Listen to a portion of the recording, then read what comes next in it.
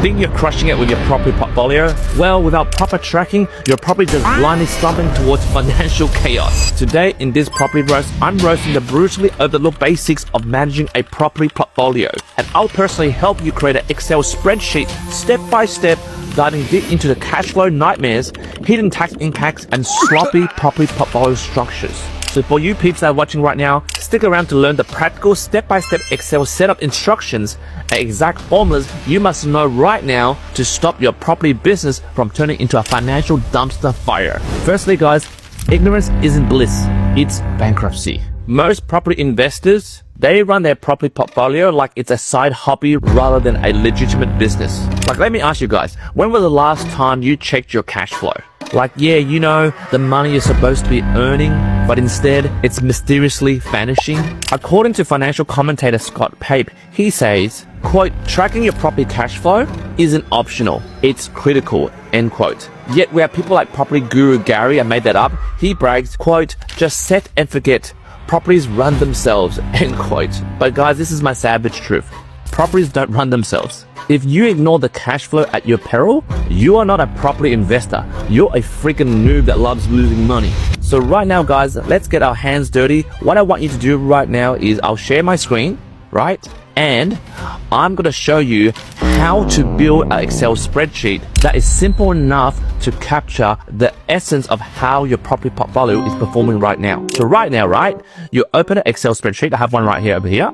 Okay, I've already built it, but let's do it step by step. So over here, guys, right, we have column A, right? So column A, this is column A. So you might open like a blank Excel spreadsheet, right? But the reason I'm showing you the full setup spreadsheet, and by the way, you can download this if you want, but I'm trying to show you behind the scenes of how to do it so you can customize your own spreadsheet. Remember, guys, I'm teaching you to fish, not just giving you guys a fish, right? So on column A over here, right, I want you to enter these type of headers, right? You have property, then you have total rental income, then you have loan repayments, expenses, maintenance, cash flow, taxable income, loan purpose, loan amount, rental review date, inspection date, and loan renewal date. Okay.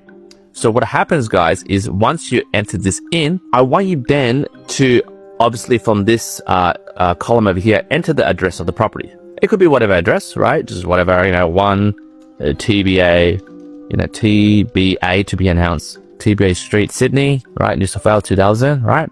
And then I want you guys to enter the property address, input the total rent income that you get per month, and look at the loan repayments. Very easy to look at the loan repayments. You just look at your home loan statements and look at the monthly loan repayments.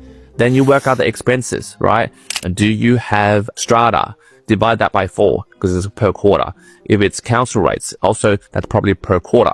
I worked out, including agent fees, if you're renting this property out, it's about $300 a week, right? Then, you know, there's maintenance, include your annual maintenance like projection. There might be landlord insurance. There might be maintenance costs in terms repairs or whatever. I've averaged it down to $200, right? So the formula for this at the moment, as you can see over here, is you get B2, which is B2 over here, which is a total income, minus C2 plus D2, right, plus E2. So it's this figure over here minus the total of these two figures. And then you get this figure over here, right?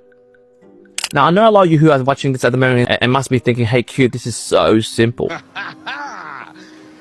Easy peasy lemon squeezy. Let me tell you the truth. About 80% of people that call me who have like fantastic jobs, like there are 6-figure jobs, they're in top corporate jobs, or some people who are self-employed, they run businesses that are over in the millions, right? I'm telling you, they do not understand the basics of this. That's the reason they book a call. Pay me 15 minutes to talk to me or 60-minute deep dive, which is a higher fee to talk to me to go through this. So I'm telling you right now, for you guys who are laughing or scoffing about it, oh yeah, that is so simple.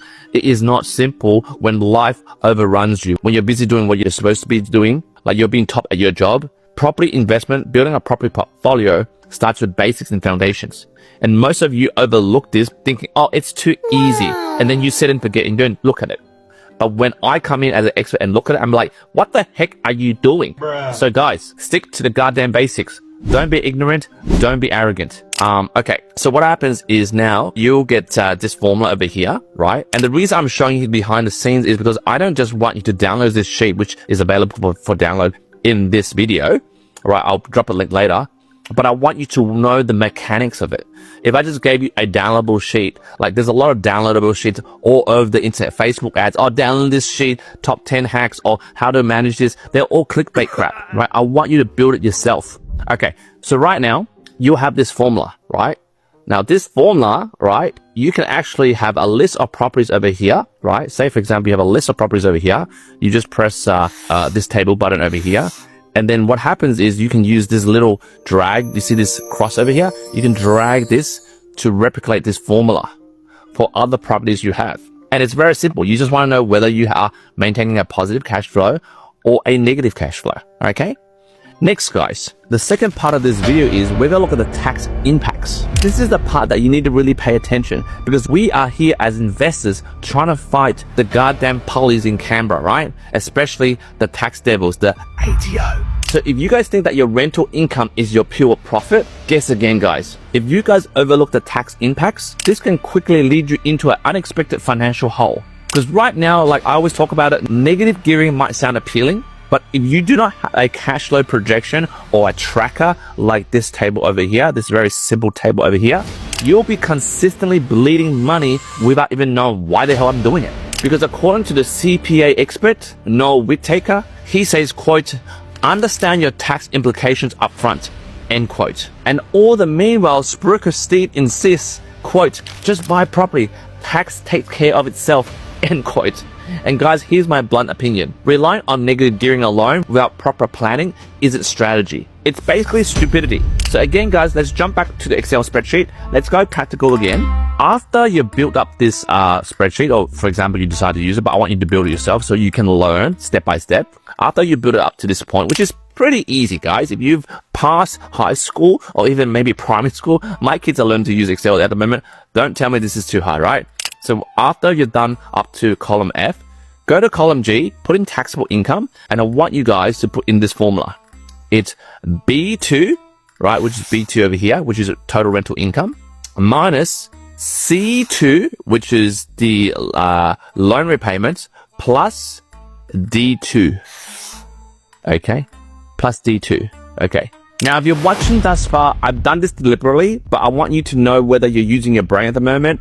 Is there a reason why I didn't include maintenance costs, right, as part of the taxable income calculation, right? Did I intentionally leave that out where we have to calculate the taxable income? Just basically is we have total rental income minus C2 plus D2, which is loan repayments and expenses, but I didn't leave out maintenance costs.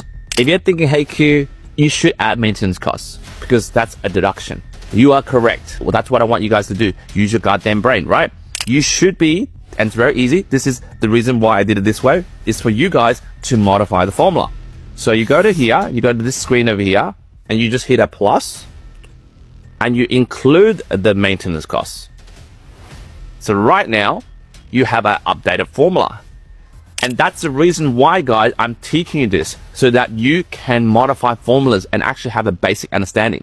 If you willy-nilly just download some bloody spreadsheet off online, some lead magnet that is on like Facebook, on YouTube, whatever the ads are out there telling you to download this wonderful spreadsheet because they want to get your mobile number and your contact details and call you and bombard you with spam calls, this actually gives you the power to go, nah, I'm not going to download that because Q taught me how to do the goddamn formula and also spot mistakes, right? So right now, you'll notice how to spot mistakes. So right now, we have an updated formula based on that wrong formula, because you might download some formulas out there and willy-nilly believe in it, right? So what happens is then you will get this and then drag that down. That allows you to copy and paste the right formula and overrides the previous formula to the other properties, okay? Now, to bring it back to what I'm talking about is a positive result over here from the taxable income, as you can see over here, means you are sort of positive geared. If this hypothetically was a negative, it means you are playing the negative gearing approach, which means you are making a loss in the journey of holding on to this property over here. Okay? Okay, now let's move on to the third part of this video, we're going to talk about loan structures. Guys, not all debts are created equal. If at the moment you're borrowing against your home to fund an investment property, yeah, correct, that kind of sounds smart if you watch my other videos on the equity release video, which kind of blew up. But make sure you don't mix up the loan structure, guys, right? Because if you guys do, having a wrong loan split can really ruin your tax deductions, especially if you didn't watch that video and you drew it out of your redraw, which is against your owner-occupied debt. Now, according to Effie Zahos, which is like some, news reporter, financial expert, blah, blah, blah, whatever. But she said, quote, mismanaged loan structures cost thousands every year in lost deductions, end quote. Yet again, you'll hear like influencers like Mortgage Mad Mike, whatever, I made up their name. You know those mortgage brokers like myself. I'm making it sound like it's so goddamn easy. They'll say something like, quote, just refinance every year. It's easy, end quote. But guys, this is my harsh reality check, guys. Messy loan structures turn dreams into nightmares, and it's quicker than you can say interest rate rise.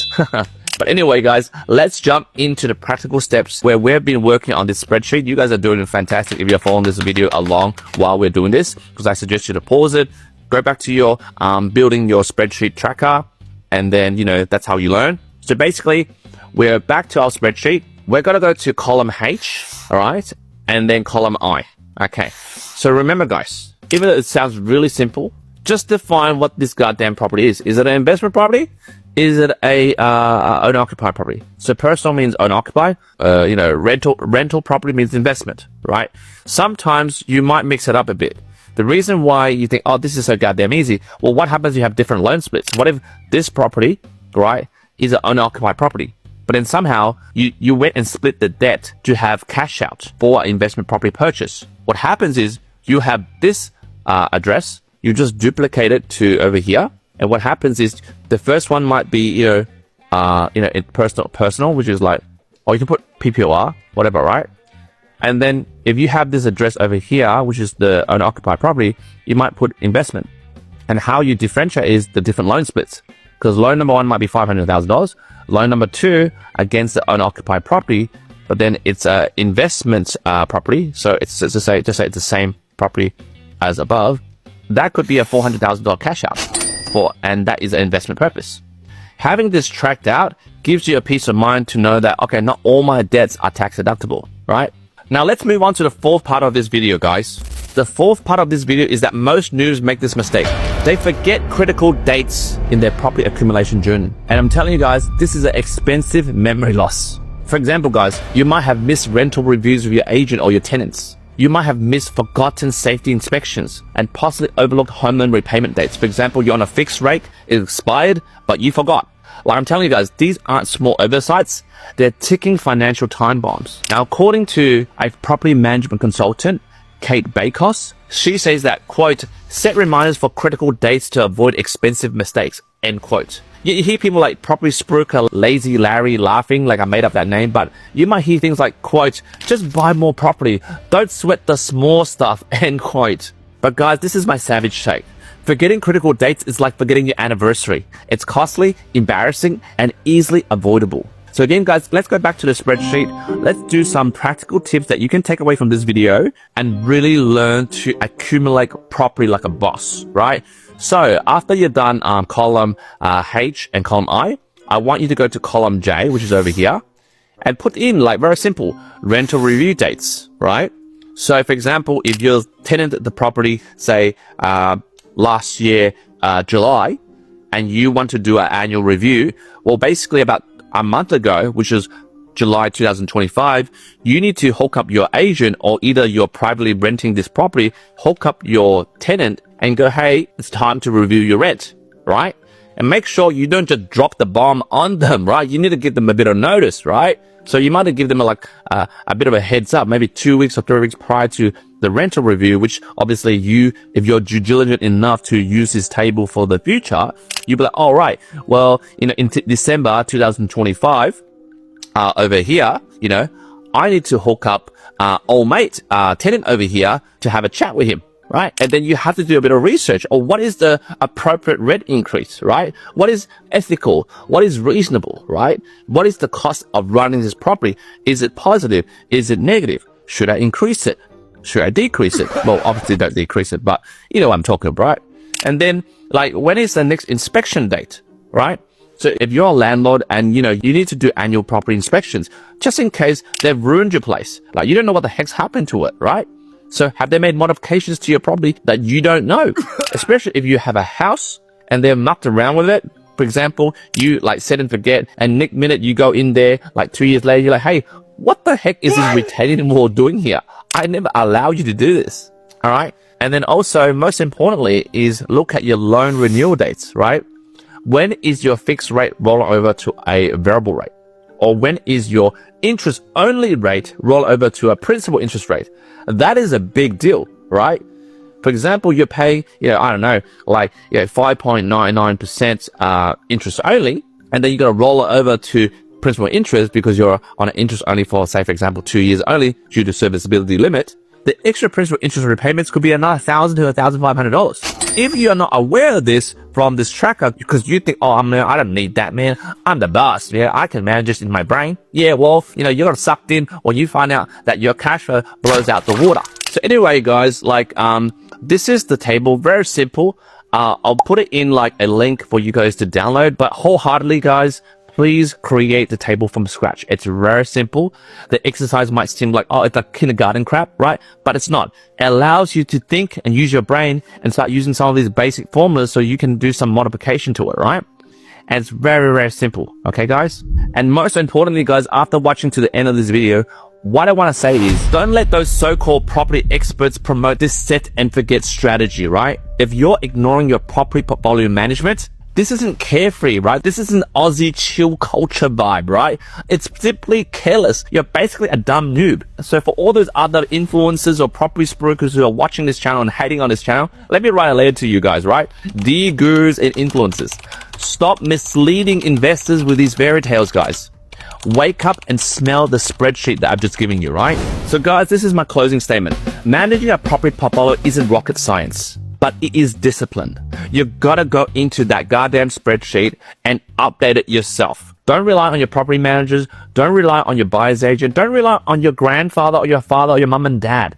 Do it your goddamn self. Don't let ignorance drain your profits. So overall, guys, if you like this no shortcut, no BS vibe of this type of video, I suggest you, if you want to work with me, book a 15-minute strategy call or a 60-minute deep dive for me to build a holistic game plan, a lending solution paired with my financial advisors, my independent accountants, my independent buyer's agent, for us to build an A-game property portfolio system for you to build generational wealth and end the generational poverty curse in your family. Again, guys, this channel is to help you to learn to fish and not to give you a goddamn fish. But in any ways, if you're not ready, just hit the like button, hit the follow button if you like more videos like this, and most importantly, smash the share button. Share this knowledge to your mate because knowledge is power. And most importantly, thank you for watching this channel, keeping this channel alive, and I will see you in the next few days in That Property Roast.